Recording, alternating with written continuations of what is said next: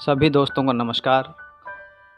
मैं गुरदीप भोसले, विद्यार्थी हिंदी विभाग, कुरुक्षेत्र विश्वविद्यालय कुरुक्षेत्र। तो दोस्तों, आज हम पढ़ेंगे सुदामा पांडे धूमिल जी की एक बहुत ही प्रसिद्ध कविता मोचीराम। तो दोस्तों, पढ़ते हैं। रांपी से उठी हुई आंखों ने मुझे क्षण भर टटोला और फिर जैसे पतियाते हुए स्वर में वह हंसते हुए बोला, बाबूजी, सच कहूँ मेरी निगाह में न कोई छोटा है न कोई बड़ा है। मेरे लिए हर आदमी एक जोड़ी जूता है जो मेरे सामने मरम्मत के लिए खड़ा है। देखिए दोस्तों, जो धूमिल जी हैं, आसान भाषा का प्रयोग करते हुए अपनी बातों को रखते हैं। इन पंक्तियों में कवि कहते हैं कि मोचीराम एक पुराने जूतों की मरम्मत करने वाला एक व्यक्ति है जो धूमिल जी से कुछ कहना चाहता है।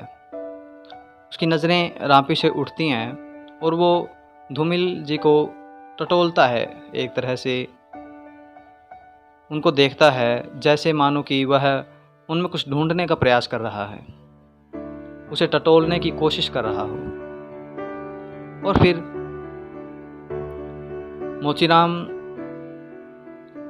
कवि से हंसते हुए कहते हैं कि बाबूजी, मेरी निगाह में कोई भी इंसान ना छोटा है ना बड़ा है। ये सब इंसान जो भी मेरे पास आते हैं या आसपास घूम रहे हैं, हमारे समाज में हैं, वो सभी मेरे लिए एक जोड़ी जूते से बढ़कर कुछ नहीं है। मेरे पास जब कोई आता है तो वह सिर्फ मेरे लिए एक जोड़ी जूते की तरह ही है जो अपने जूतों की मरम्मत करवाने के लिए मेरे पास आया है। इससे ज़्यादा मेरे लिए कुछ नहीं है। अर्थात जो मोचीराम हैं वह सबको एक समान नज़रिए से देखते हैं। तो बढ़ते हैं आगे। और असल बात तो यह है कि वह चाहे जो है, जैसा है, जहाँ कहीं है, आजकल कोई आदमी जूते की नाप से बाहर नहीं है। फिर भी मुझे यह ख्याल रहता है कि पेशेवर हाथों और फटे जूतों के बीच कहीं न कहीं एक अदद आदमी है जिस पर टांके पड़ते हैं, जो जूते से झांकती हुई अंगुली की चोट छाती पर हथौड़े की तरह सहता है। जो मोचीराम कवि से अपने मन की बात बता रहे हैं कि वह असल बात तो ये है कि कोई भी इंसान, वह चाहे जो भी है, जहाँ भी है, उसमें कोई परिवर्तन नहीं है। वह जिस हालत में रह रहा है उसी में जिंदा है। कोई बदलाव नहीं है, कोई परिवर्तन नहीं है। और उनके जूते का जो साइज है वह उतना ही रहेगा जितनी उनकी सीमा है। मोचीराम कहते हैं कि एक बात मैं हमेशा ध्यान में रखता हूँ कि पेशेवर हाथों और फटे जूतों के बीच कहीं ना कहीं एक अदद आदमी है जो जूतों में लगने वाले टांके की चोट पड़ती है तो उन जूतों से निकलकर उंगली को जोर से लगती है। उंगलियों को यह चोट हथौड़े की मार की तरह लगती है, लेकिन फिर भी उसे सहना पड़ता है। नेक्स्ट है, यहाँ तरह तरह के जूते आते हैं। यहाँ तरह तरह के जूते आते हैं और आदमी की अलग अलग नौइयत बतलाते हैं। सबकी अपनी अपनी शक्ल है, अपनी अपनी शैली है। मसलन एक जूता है। जूता क्या है? चकतियों की थैली है। इसे एक चेहरा पहनता है जिसे चेचक ने चुग लिया है। उस पर उम्मीद को तरह देती हुई हंसी है, जैसे टेलीफोन के खंभे पर कोई पतंग फंसी है और खड़खड़ा रही है। देखिए दोस्तों, मतलब कितनी गहरी बातें धूमिल जी ने यहाँ कही हैं कि मेरे पास तरह तरह के जूते लेकर अलग अलग रूप में आदमी आते हैं उसे ठीक कराने के लिए। वे सब मेरे पास आते हैं। सबकी अपनी अपनी पहचान है, अपनी अपनी शैली है, अपनी अपनी शक्ल है। वे सभी अपने आप में चुप रहकर भी अपनी औकात, वजूद और अपने नएपन को व्यक्त करते हैं। उनके जूतों से ही उनके स्वभाव का पता चल जाता है। उनके स्वरूप और जो बनावट है उनमें भी विभिन्नता है। ठीक उसी प्रकार एक जूता है। जूता एक थैली की तरह है जिसे एक आदमी पहनता है, मगर अलग अलग रूप में है। वो सारे आदमी। हर आदमी इसी उम्मीद में जीता है कि कभी न कभी तो हम नए जूते पहनेंगे। गरीब आदमी कभी उम्मीद नहीं छोड़ता। उसकी उम्मीद ठीक ऐसी है जैसे टेलीफोन के खंभे पर एक पतंग उसमें उलझकर फंस जाता है तो इस आशा में रहता है कि इस बंधन से जल्द ही मैं मुक्त हो जाऊंगा। यही सोचकर वह बार बार कोशिश करता रहता है। तो आगे पढ़ते हैं। बाबूजी, इस पर पैसा क्यों फूकते हो? मैं कहना चाहता हूँ मगर मेरी आवाज़ लड़खड़ा रही है। बाबूजी, इस पर पैसा क्यों फूकते हो? मैं कहना चाहता हूँ पर मेरी आवाज़ लड़खड़ा रही है।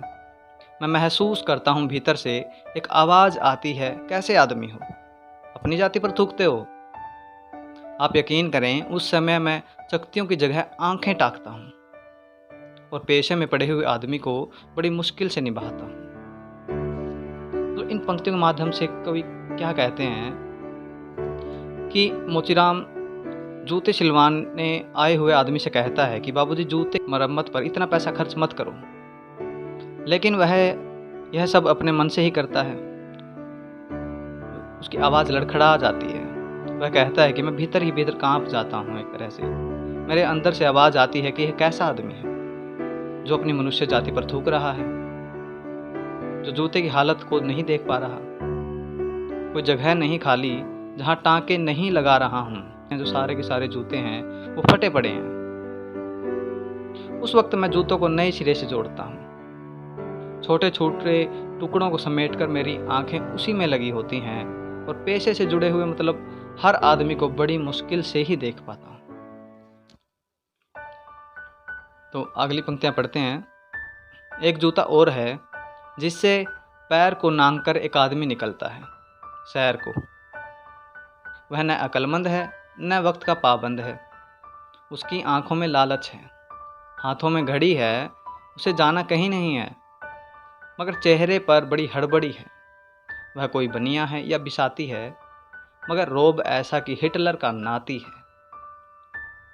इसे बांधो, उसे काटो, यहाँ ठोको, वहाँ पीटो, घिसा दो, ऐसा चमकाओ, जूते को ऐना बनाओ। उफ, बड़ी गर्मी है। रुमाल से हवा करता है, मौसम के नाम पर बिसूरता है। सड़क पर आतियों जातियों को बानर की तरह घूरता है। गरज यह है कि घंटे भर कटवाता है, मगर नामा देते वक्त साफ नट जाता है। शरीफों को लूटते हो, शरीफों को लूटते हो, वह गुर्राता है और सब सिक्के फेंककर आगे बढ़ जाता है। अचानक चिहुकर सड़क से उछलता है और पटरी पर चढ़ जाता है। चोट जब पेशे पर पड़ती है तो कहीं न कहीं एक चोर कील दबी रह जाती है, जो मौका पाकर उभरती है और अंगुली में गड़ती है। देखिए धूमिल जी इस कविता के माध्यम से क्या कहते हैं, एक मोचीराम के माध्यम से, कि एक जूता और है जिसे एक आदमी पैरों में बांधकर घूमने के लिए निकला है। ना तो वह व्यक्ति बुद्धिमान लगता है और ना ही वो वक्त का पाबंद है। उसकी आंखों में लालच नजर आता है, हाथों में वह घड़ी पहनकर निकलता है, लेकिन उसे जाना भी कहीं नहीं है। बस चेहरे में हड़बड़ी नजर आ रही है। ना तो वह बनिया है और ना ही बिसाती है, लेकिन तेवर उसके ऐसे हैं कि जैसे वो हिटलर का पोता हो, हिटलर का नाती, जैसे वह हिटलर का पोता हो। नखरे ऐसे हैं कि मत पूछो। कभी कहता है इसे काटो, उसे बांध दो, इसको ठोक दो, यहाँ से घिस दो, जूते को ऐसे चमका दो, वैसा बना दो। बस यही करता रहता है वह। और तो और रुमाल निकालकर ओहो बहुत गर्मी है कहकर रुमाल से हवा भी करता है। मौसम को बिसार रहा है, लेकिन साथ ही साथ जो सड़क पर युवक युवतियाँ जो गुजर रहे हैं उनको वो निहार रहा है, एक अजीब से तरीके से देख रहा है। लेकिन दिक्कत यह है कि घंटों तक काम करवाने के बाद जब मौका पैसा देने का होता है तो साफ मुंह से इनकार कर देता है। कहता है शरीफों को लूटते हो, गुस्सा करके सिक्के फेंक कर चला जाता है, जैसे कि वह उसे भीख दे रहा हो, जैसे फ्री के पैसे दे रहा हो। वह अचानक उछल कर पटरी पर चढ़ जाता है, लेकिन जब अपने पेशे पर चोट लगती है तो तकलीफ़ बहुत होती है और मन मन में दर्द भी होता है। वो दर्द है जो मन ही मन में कील की भांति छुप कर रह जाती है, लेकिन मौका मिलते ही वह उंगलियों में निकल जाती है, जो उंगली में ज़ोर से कट जाती है। तो बढ़ते हैं आगे। मगर इसका मतलब यह नहीं है कि मुझे कोई गलतफहमी है। मुझे हर वक्त यह ख्याल रहता है कि जूते और पेशे के बीच कहीं ना कहीं एक अदद आदमी है जिस पर टांके पड़ते हैं, जो जूते से झांकती हुई अंगुली की चोट छाती पर हथौड़े की तरह सहता है। और बाबूजी, असल बात तो यह है कि जिंदा रहने के पीछे अगर सही तर्क नहीं है तो रामा नामी बेचकर या रंडियों की दलाली करके रोजी कमाने में कोई फ़र्क नहीं है।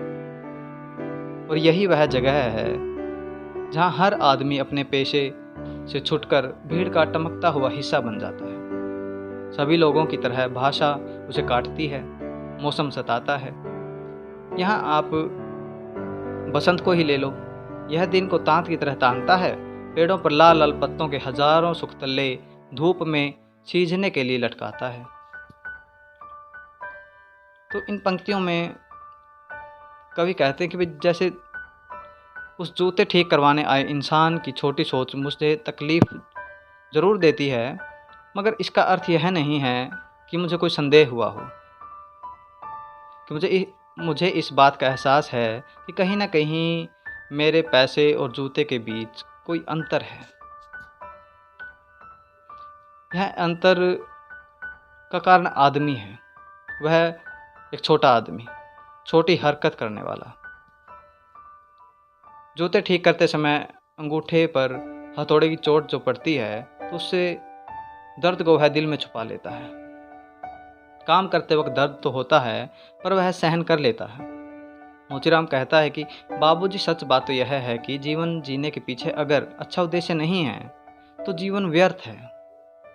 उसके बाद राम का लिखा हुआ एक वस्त्र को बेचकर या फिर वेश्याओं की दलाली करके पैसा कमाने में कोई फ़र्क नहीं है।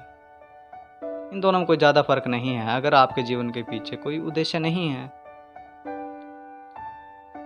यही वह स्थान होता है जब मनुष्य अपने पेशे को छोड़कर भीड़ में शामिल हो जाते हैं। तभी उसे लोगों की प्रताड़ना सहनी पड़ती है, लोगों का ताना सुनना पड़ता है। हर मौसम उसे बेचैन करती है। जैसे बसंत के दिन में मौसम सुहाना होता है, एक पतली रस्सी की तरह दिन को तानता है। पेड़ों में लाल लाल लगे हुए पत्ते, हजारों फूल धूप में सींचने के लिए लटकते हैं। वैसे ही एक मनुष्य की हालत होती है।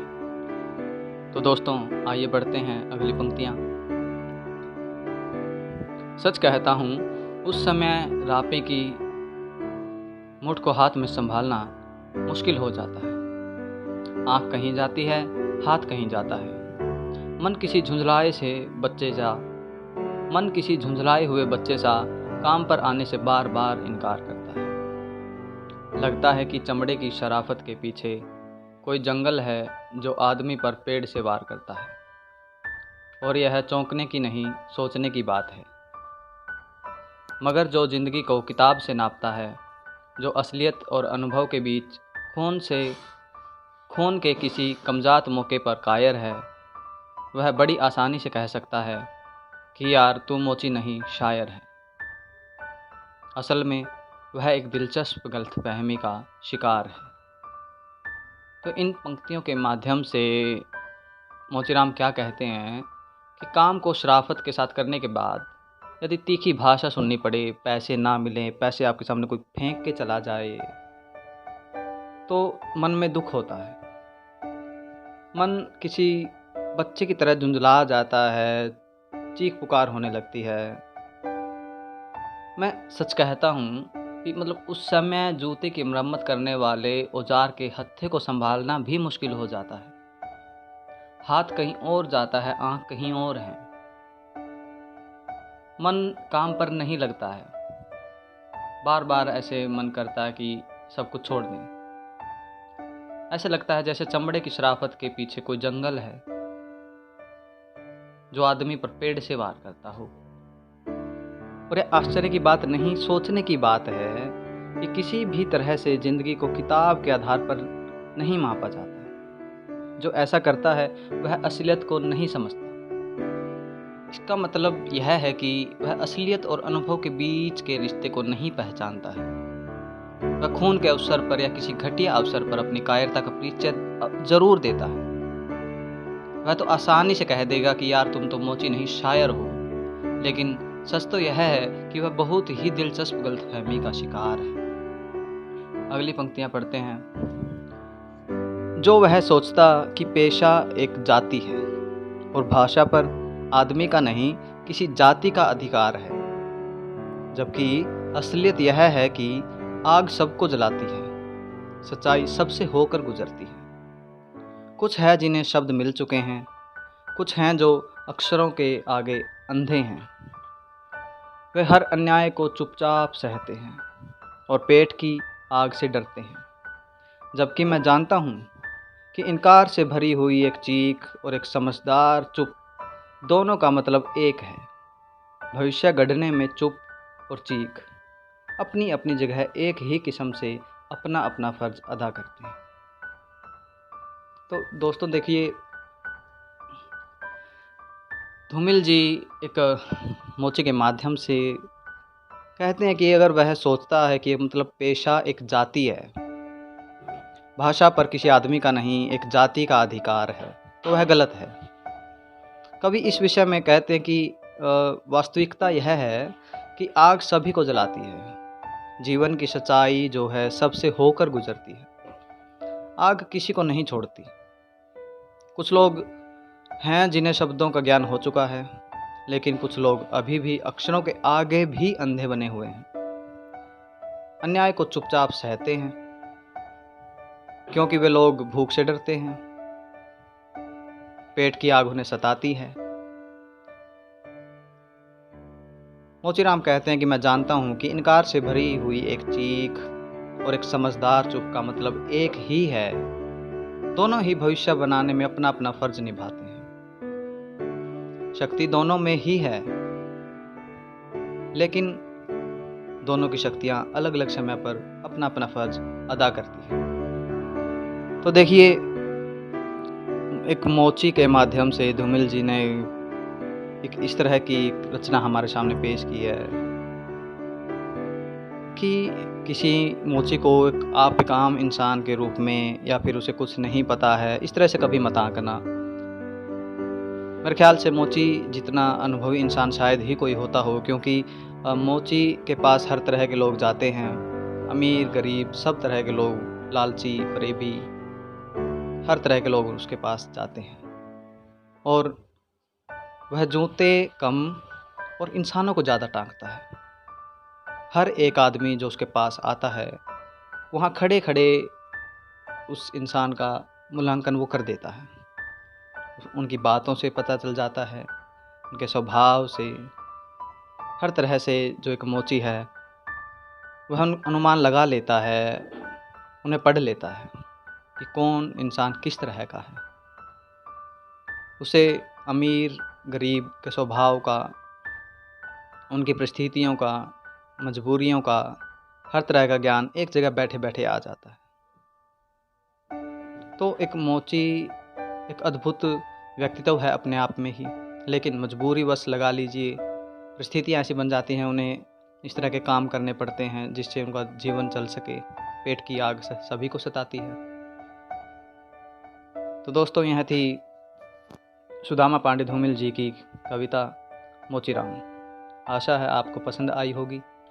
पसंद आई है तो लाइक कमेंट करके ज़रूर बताइए, ताकि हमारा हौसला बढ़े और हम अच्छे से अच्छी कविताएं आपके सामने अच्छे से व्याख्या करके पेश कर सकें। धन्यवाद।